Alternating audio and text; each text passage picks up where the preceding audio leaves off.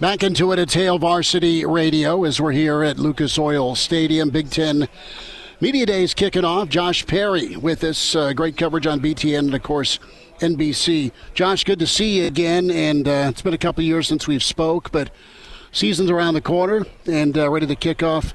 How's your summer been? What's been the activity list? Oh, it's been a busy summer for me, but busy is always a good thing, in this industry. But, been preparing for the football season. Obviously, I'm really excited. And it's like, you get on that schedule. I feel like a player still where I get the butterflies heading into training camp. So really excited to get a look at some of the guys during the summer. But for me, I've been doing a different show with Bally Sports as well, and that's daily. So I've stayed busy with that. And just really ramping up, trying to make sure that we can have some of the best coverage out there of Big Ten football. And Josh, you mentioned your Bally show, but you also have a Big Ten College Countdown that you're going to be a part of. And what a lineup the Big Ten's going to have, not just with your network, the other networks, CBS and Fox. And, it's a triple header. College football fans going to love it. Yeah, Commissioner Petitti just talked about it. I think it was a really wise move on behalf of the conference to set up the TV contract like that, where you can watch a game on Fox and go to CBS and then go to NBC, so you can get your patterns down. And it's going to allow the conference to have big-time matchups and great windows as well. But for us, we're excited to be in prime time, and I know that NBC's got a great tradition of primetime coverage of football with their NFL product that has been the number one show for a very long time. So to have the power of that brand and to be behind it's going to be great. And there's also going to be great options on streaming with Peacock as well. And I know that there are a lot of fans, and particularly folks my age, I'm 29 years old, that live in terms of streaming. So to be able to get the product on broadcast inline television, but also to be able to turn on the app and get it as well, I think makes a lot of sense. Josh, prime time games in November in Big Ten country. It's going to be cold. It's going to be windy. Are you geared up for that? I'll be ready. It's like being a player once again. I never wore the sleeves. I'm not going to say never, but rarely did I wear the sleeves. This time I'll be able to actually layer up, so I'll be more prepared. I know some fans are a little trepidatious about the idea of having a late game in November, but once you get into the atmosphere and the game really settles in, I know everybody gets that adrenaline going. So for us, I think it's great territory to have late in the season. Again, to have the opportunity to put some great brands and some really good matchups in prime time, regardless of the time of year, I think makes a lot of sense. Let's talk about this year's Big Ten list, and there's some exciting crossovers as always. You've got a lot of helmet games.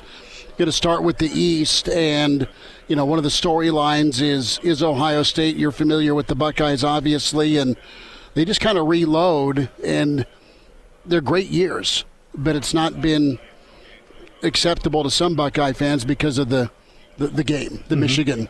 And Michigan's really done a wonderful job. What's the mood, the feel in Columbus? Speak to that. And also the opportunity for a night game at the Shoe in November. You see Ohio State in non-conference games, prime time for all sorts of years in September, but the fan base shifting to maybe some opportunities in November. Yeah, I'll start with the second part.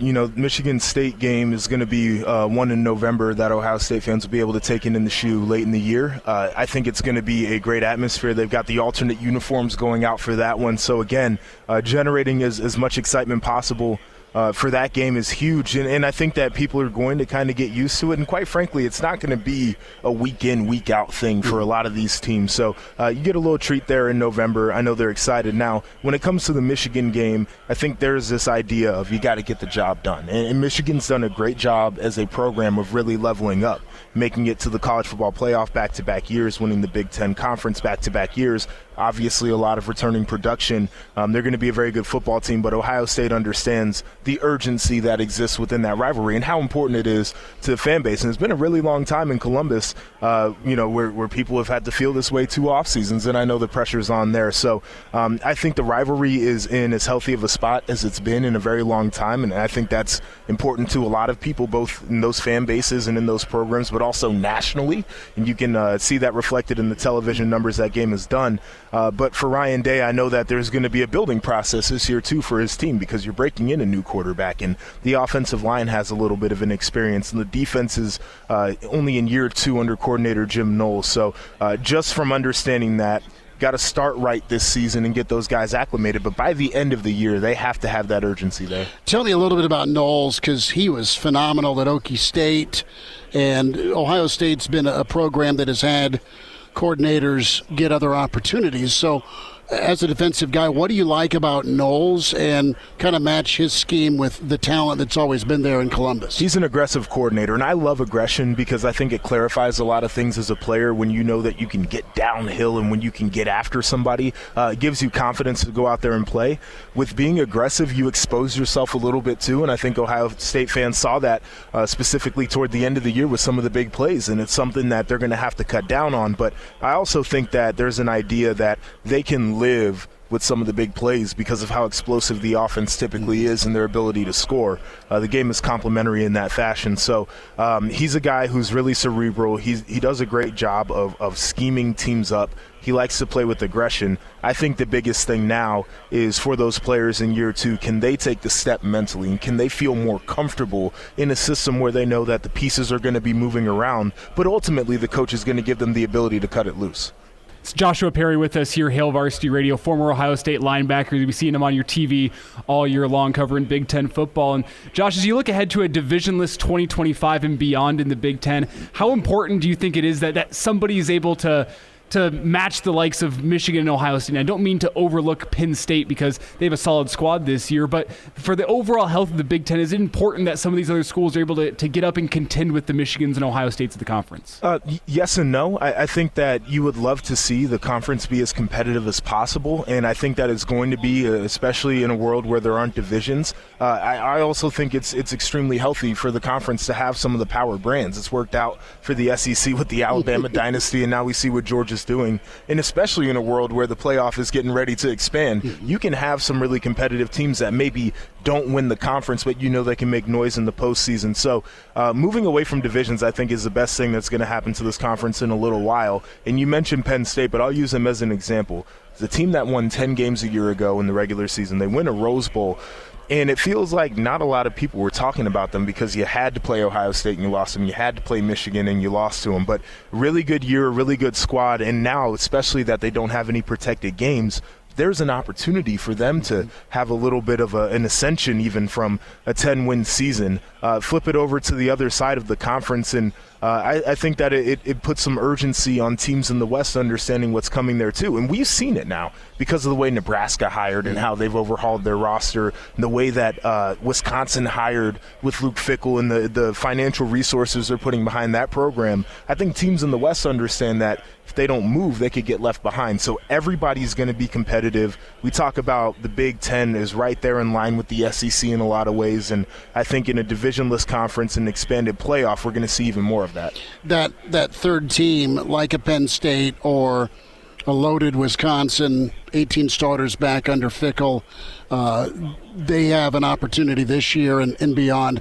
I want to go to Coach Rule and get your thoughts as a longtime Big Ten guy.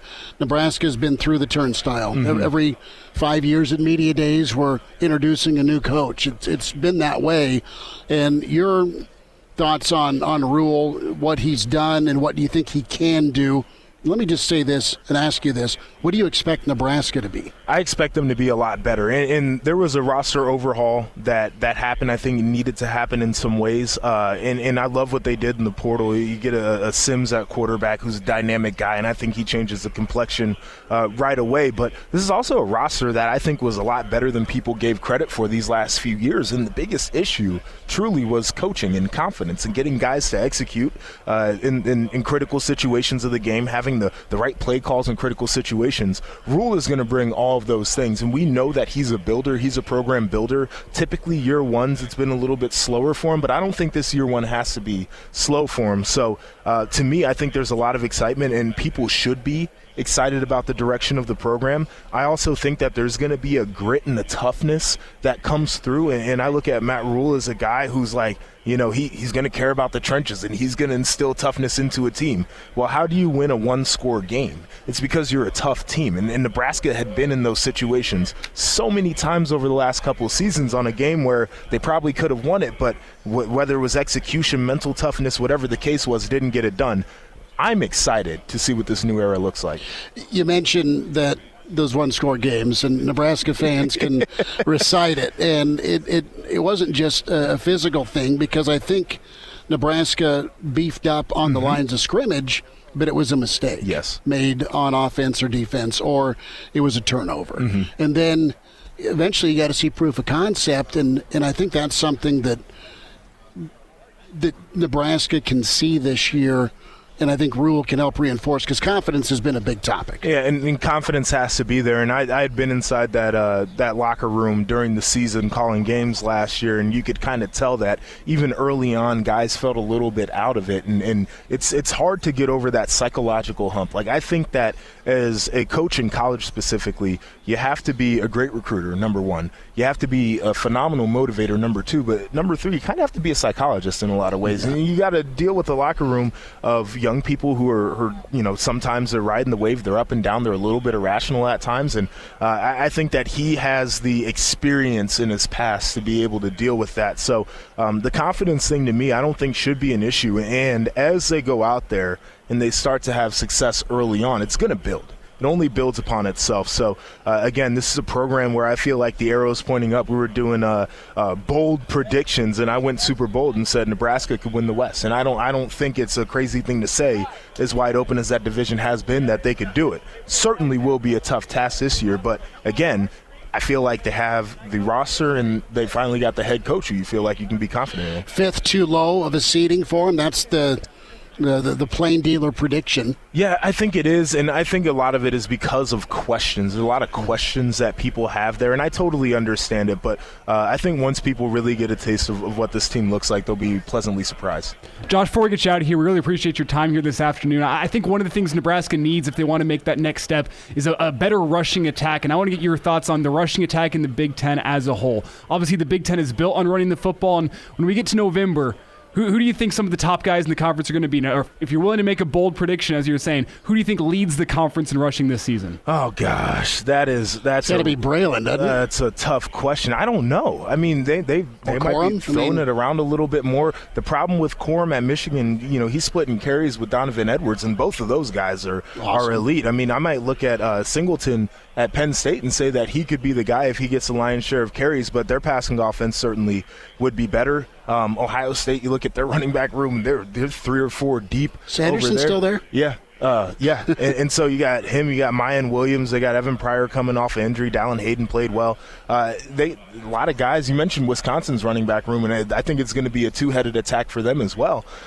So to answer your question, too many good running backs, and you got to split the pill in the Big Ten, and I think it really embodies what this conference has been known to be with the ground game, but I might lean Penn State with Singleton as the top rusher, but I'm not confident in any of these picks because there's too many good running backs. Josh Perry with us, part of Big Ten coverage, Big Ten Network, of course, NBC, College Kickoff, Bally's. Last thought, what are your thoughts on Hollywood coming to the Big Ten as far as how they transition? It'll be fun. I think it's going to be good. Obviously, a lot of travel for those guys, so I feel for them, but that's style, though. Yeah, you pay the price. Here's what I'm curious to see. Is we know that the Big Ten has taken a huge step forward in terms of the offensive products that have been put out. Michigan had great offense last year. Ohio State's known for the offense. I think Penn State's going to be much better. You put Nebraska. Wisconsin's going to be in a new era. But the defense is kind of how we identify this conference. You got big guys up front, and it's smash mouth, and it's gritty, and it's tough. And I look at those two brands, and I say that they have to pick up recruiting defensively if they're really going to make noise. I think either one of those offenses can come in and give you the glitz and the glam, but there's this Big Ten mentality where you got to come with your big boy pants on, lunch pail and hard hat playing defense. That'll be an adjustment, certainly, but high-quality programs, great brands that we're excited to have around, and I love the new era of where we're getting to. 335, that is the title given to Coach White's defense. Syracuse was big time with it. Nebraska's using a lot of hybrid third-level guys that have shifted up to linebacker. Yep. 3-3-5 in Lincoln. Is that something you're excited to see? 3-3-5 is the flavor of the month. Ohio State's doing it right now as Really? well. Luke Fickell, I believe, is going to have some of that in his repertoire over there at Wisconsin. It's great because you get multiple looks in the front where you can move guys around. You can do an odd front and kind of mess with the blocking schemes there and line your nose up over the center, which makes it tough to get double teams. You could bring some of the linebackers down closer to the line of scrimmage, really create kind of a 34 look with the stand-up linebackers. And then it gives you options in the secondary as well with what you want to do with that nickel. You could put a corner out there. You could use a safety body type. I love it because of the versatility. It's really good against the run. People kind of see it and they're like, it's not a run defense. It creates problems in the run, but it gives you everything you need in the pass game, and we know that's where teams like to attack nowadays. Joshua Perry, nice to see you again. Thank you so much. No problem.